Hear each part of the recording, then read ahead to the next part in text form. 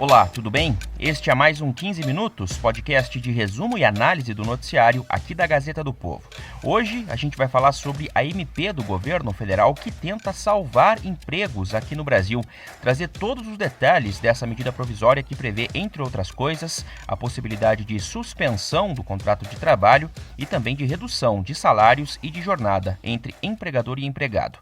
Daqui a pouquinho, todos os detalhes deste assunto. Antes, deixa eu lembrar que você que é ouvinte aqui do podcast tem um preço especial para assinar a Gazeta do Povo, hein? Só 99 centavos nos 2 primeiros meses. Aproveita e clica no link na descrição do episódio de hoje. Nós pedimos, aguardem mais alguns dias, estamos trabalhando, superando muitas dificuldades e hoje está uma das respostas para que as empresas consigam preservar os trabalhos dos nossos brasileiros. Esse aí que você ouviu é o Carlos da Costa, secretário especial de Emprego do governo federal. Ele falou durante a coletiva da quarta-feira, dia em que, depois de muita especulação e também de expectativa, saiu a medida provisória do governo que prevê redução de jornadas e salários e também a suspensão de contratos, entre outras coisas. Isso tudo, claro, numa tentativa de evitar um desemprego ainda maior nesse período de economia parada pela pandemia do coronavírus. A ideia hoje aqui no 15 Minutos é detalhar e analisar esse pacote.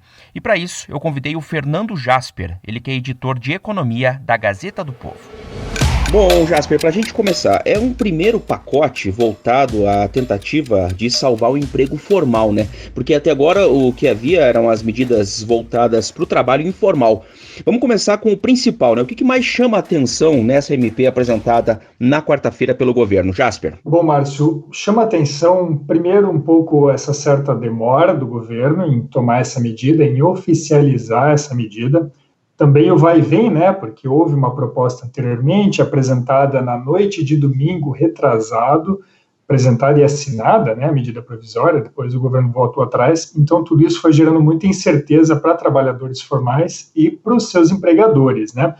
Agora, de todo modo, a medida saiu, isso é muito importante, e é importante agora o governo enfrentar a questão do mercado formal, né? Porque quanto mais pessoas saírem desse mercado formal, isso é, quanto mais pessoas forem demitidas nesse momento, mais gente vai cair na informalidade, mais gente vai precisar de algum outro auxílio do governo. Perde todos os benefícios e aí acaba precisando de um outro auxílio, algum desses que o governo está anunciando, ou algum desses auxílios que já existem para as pessoas de baixa renda, né? Então, enfrentar nesse momento o problema do mercado formal, com carteira assinada, é evitar que essas pessoas que hoje têm algum tipo de proteção caiam justamente na informalidade ou no trabalho por conta própria, enfim, percam toda essa proteção. Isso geraria mais crise imediatamente, claro, lá para frente, né? É importante dizer que esse auxílio aí que o governo se comprometeu a pagar, ele vai ser pago diretamente na conta do trabalhador. O governo ainda vai operacionalizar isso, mas ele vai dar um jeito de depositar isso na conta corrente do trabalhador. Então, é um auxílio do governo, ele não vai bancar tudo o que o trabalhador perder de renda, né, porque essas medidas, elas, de certa forma, reduzem um pouco a renda do trabalhador.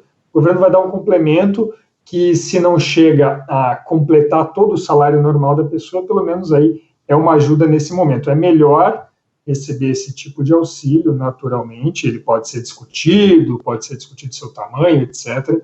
Mas eu imagino que para o trabalhador, nesse momento tão grave que atravessamos, é melhor ter algum tipo de auxílio do que perder o emprego, né, e não ter mais nada, nenhuma proteção. É importante que se dê um espaço de respiro, uma tranquilidade para empresas e para trabalhadores, para que possam, em conjunto, né, mediante negociações individuais e coletivas, na particularidade de cada uma das empresas, identificando quais foram as dificuldades econômicas encontradas por cada uma delas, para que possam chegar a um bom entendimento em como se manter as duas pontas dessa equação. Pois é. Bom, vamos começar então a detalhar também algumas dessas previsões aí da medida provisória, o Jasper. Por exemplo, a questão da possibilidade de redução de jornada de trabalho. Como é que vai funcionar nesse aspecto aí a MP? Pois é, ela pode ser por até 3 meses, a redução de jornada com redução de salário, e o governo colocou ali alguns percentuais, né, de 25%,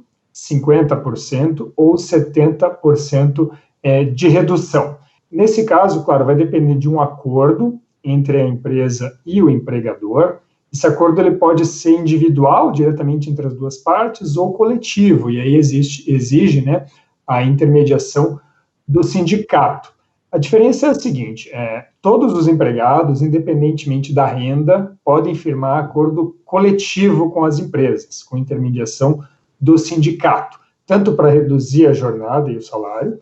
Agora, o trabalhador que recebe até 3 salários mínimos, que dá pouco mais de R$ 3.100, ou aquele que ganha mais de 12.200, o equivalente a 2 vezes o teto do INSS, só esses 2 tipos de trabalhador poderão fazer acordos individuais. Então, é uma coisa curiosa. É o trabalhador que recebe menos, até 3 salários, ou o trabalhador que recebe bem mais, o cara que ganha aí 2 tetos, acima de 2 tetos do INSS. Esses trabalhadores poderão fazer esses acordos individuais, diretamente com a empresa. Quem está no meio, quem ganha mais de 3 salários mínimos, ou menos de 2 tetos de INSS, quem ganha de 3.100 até 12.200, mais ou menos, aí só pode fazer justamente acordo coletivo. Qual que é a dificuldade do acordo coletivo nesse momento? Para fazer um acordo coletivo, em geral, você tem que fazer uma assembleia, né?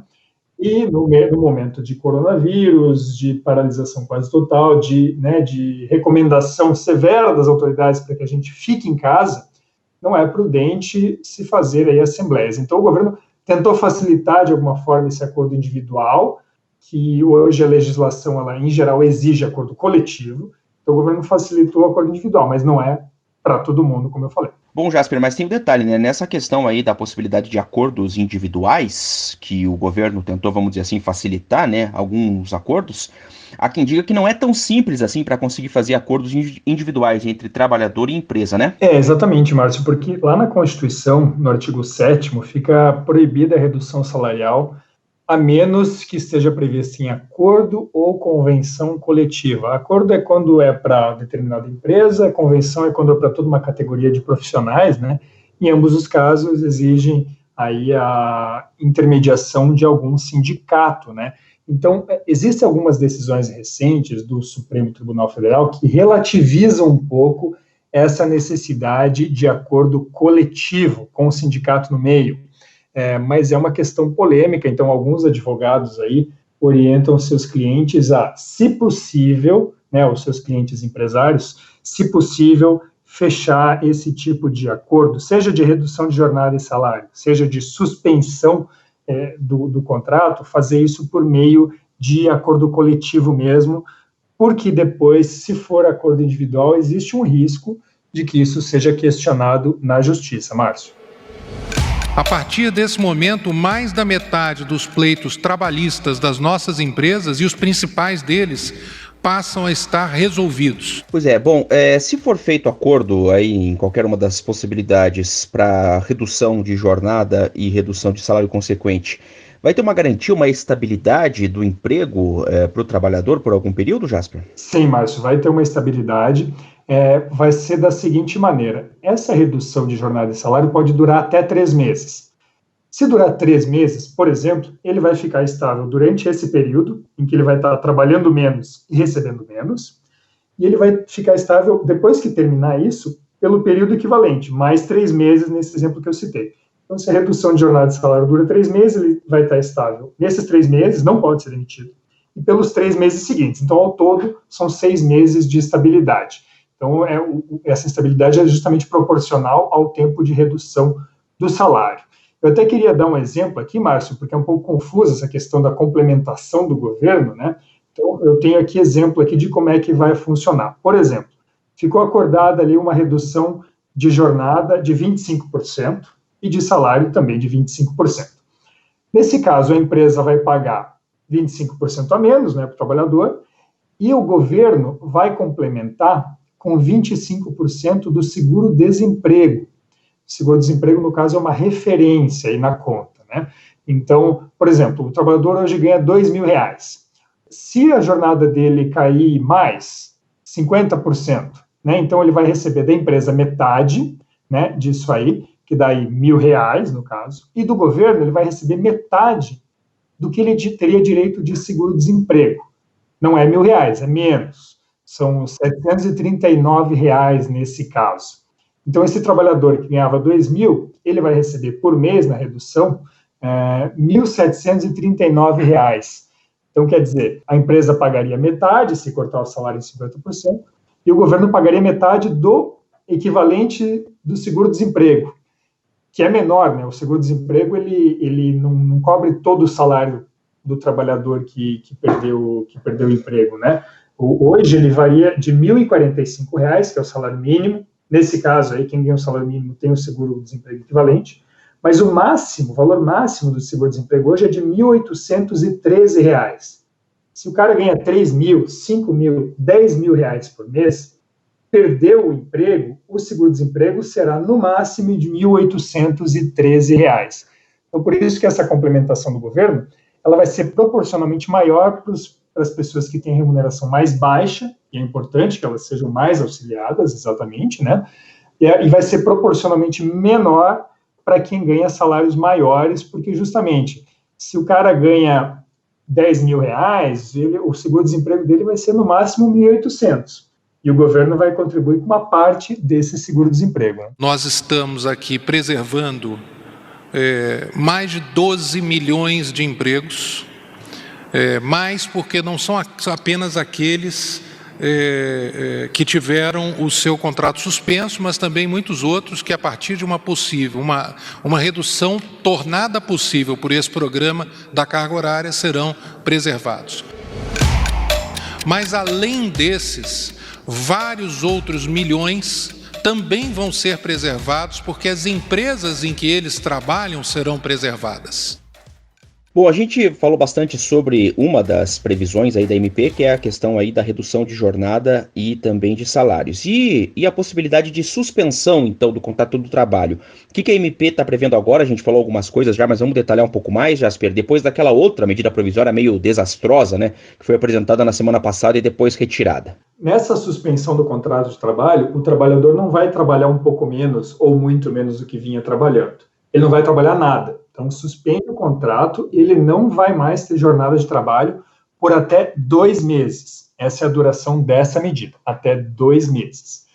Para ele, a estabilidade também vai ser proporcional a esse período. Então, se a suspensão do contrato durar 2 meses, ele terá estabilidade nesses 2 e mais 2 meses seguintes. Ao todo, 4 meses, portanto. Naquela medida provisória desastrosa, de alguns dias atrás, o governo não tinha previsto nenhum complemento, nenhum auxílio do governo para essas pessoas. Elas ficariam em casa fazendo um curso de qualificação e não receberiam nada, zero. E aí o próprio governo disse depois que isso era um erro, que faltou incluir na medida a complementação, e agora, pois bem, existe uma complementação da parte do governo. Como é que vai funcionar? Vai ter 2 categorias de empresas. Aquelas que estão enquadradas no Simples, que ganham aí por ano até R$4.800.000, e aquelas maiores, que estão fora do Simples e ganham mais, né, tem um faturamento maior do que esse valor que eu falei. As empresas do Simples não precisam pagar nada para o trabalhador enquanto o contrato estiver suspenso. Elas pagam 0 para ele. E o governo, em contrapartida, paga 100% do seguro-desemprego. O seguro-desemprego, assim como na outra medida, ele não vai ser descontado do trabalhador, ele é só uma referência, tá? Se depois a pessoa for demitida lá na frente, vai ter direito a todo o seguro-desemprego. Isso também era uma questão polêmica que o governo acertou agora. O seguro-desemprego é só uma referência para o pagamento. Então, nesse caso, na empresa menor, que está no Simples, a empresa não precisa pagar nada, ela pode até pagar, mas ela não é obrigada a pagar nada, e o governo paga 100% do seguro-desemprego, que, repetindo o que eu falei antes, o seguro-desemprego varia de R$1.045 até R$1.813. Então, esse é o trabalhador vai receber algum desses valores, ou algum valor aí no meio, dependendo do salário que ele tem hoje, né? Pois bem, as empresas maiores que hoje estão fora do Simples, né, empresas que têm um faturamento maior, elas terão aí que pagar pelo menos, no mínimo, 30% do salário atual do trabalhador. E aí o governo complementa com 70% do seguro-desemprego a que esse trabalhador teria direito. Então, a empresa maior, ela tem que, embora o cara esteja em casa, o trabalhador, né, o funcionário esteja lá em casa, sem trabalhar, ela tem que pagar 30% do salário atual dele. E o governo complementa com o equivalente a 70% do seguro-desemprego desta pessoa. É um pouco do dilema em manter a empresa ou manter os empregos.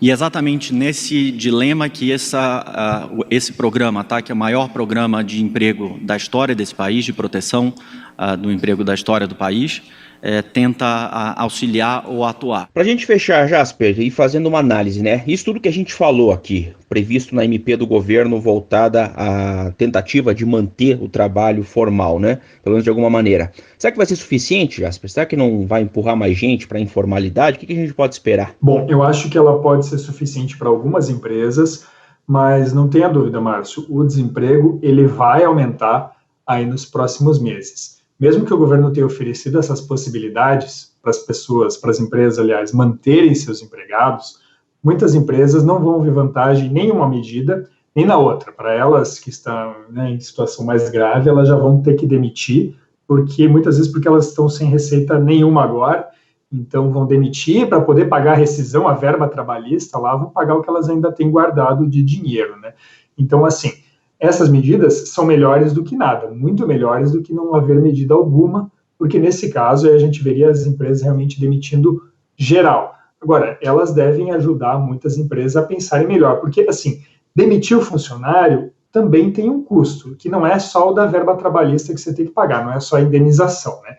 Depois, você já investiu muitas vezes em treinamento desse funcionário, depois, quando a situação começar a voltar ao normal, quando acabarem as quarentenas, a sua empresa, se ela estiver viva ainda, você vai ter que novamente contratar pessoas, isso tem todo um custo, eventualmente treinar pessoas.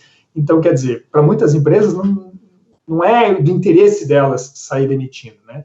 Então, assim, as medidas do governo eu acho que ajudam a reduzir o prejuízo que a gente vai ter aí no mercado de trabalho, mas, infelizmente, sem dúvida, muitas empresas já estão, nesse momento, mandando pessoas embora, essas pessoas vão ter que se virar muitas vezes na informalidade. O triste, Márcio, é que a informalidade, nesse momento, até ela é mais difícil, porque muitos setores não podem funcionar, tem todas essas quarentenas, voluntariamente ou não, muitas pessoas estão ficando em casa, não estão consumindo, no máximo fazem compras pela internet, mas não é todo negócio que é beneficiado por isso, né? Então, realmente, até a informalidade vai ficar mais difícil no meio dessa crise. Eu acho que isso é o mais triste de todos, né? A gente tem que tomar uma série de medidas de cuidados para preservar a nossa saúde, para preservar a saúde das pessoas que amamos e da coletividade, para a gente não ter um colapso no sistema de saúde, para a gente poupar vidas. Mas é claro que isso tudo tem um custo, vai ter algum sofrimento ainda aí adiante, infelizmente, Márcio. Inevitável, né? Fernando Jasper, obrigado por participar aqui do 15 Minutos. Até a próxima. Obrigado, Márcio. Até. Terminando aqui mais um episódio do 15 Minutos, podcast da Gazeta do Povo. O 15 Minutos tem a produção da Maria Escrocaro e da Jennifer Ribeiro, a montagem do Leonardo Bestloff e a direção de conteúdo do Rodrigo Fernandes. Eu sou o Márcio Miranda e agradeço muito a sua companhia. Até mais!